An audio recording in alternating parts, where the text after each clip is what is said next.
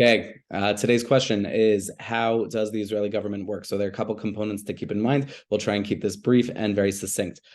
Firstly, Israel is a parliamentary democracy. So we vote for parties, we don't vote for people. There is a legislative, executive, and judicial branch. The executive branch is primarily the prime minister, who is voted in through elections that happen about every 4 years. They are mandated to be every 4 years, but they can, by a few political changes, elections can happen more frequently than that.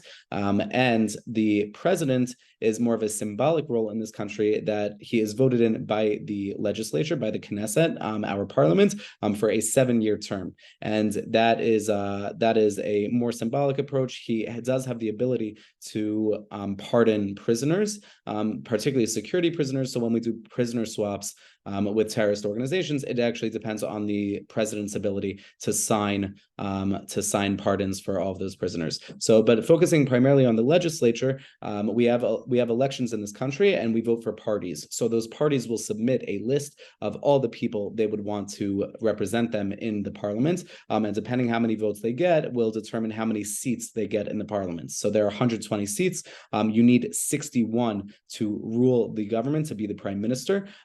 Getting 61 seats is near impossible. Prime Minister Netanyahu, who has been prime minister for well over 15 years at this point, gets anywhere from 30 to 35, depending on the election. So then he is responsible to get the remaining amount of seats necessary to 61 and form a coalition. So he will go to other parties that he is ideologically aligned with and form a coalition with them. Anyone not part of the coalition is part of the opposition. So once he is prime minister, the president will give him the mandate to form a government. Depending who has the greater likelihood after elections to form a coalition, that person will get a mandate. They'll start calling the other parties and form a coalition.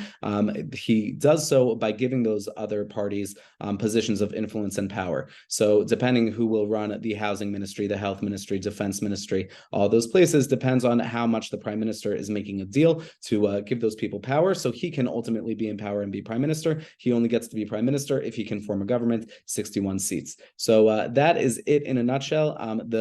The judicial part of the government we'll get into another time, as that is one of the questions coming up. How does the judicial branch work? But that is ultimately it. If the prime minister wants to change the government, or he thinks he'll get more seats in the next round and gets more votes, he can actually collapse his government and send the country back to elections, in hopes that he does better the next time. Or if there are political changes, people can also leave the coalition, and if they go below 61 seats, that will also force the country into elections. This is just a snapshot into Israeli democracy in action. Feel free to continue asking questions, and we will continue the conversation next time.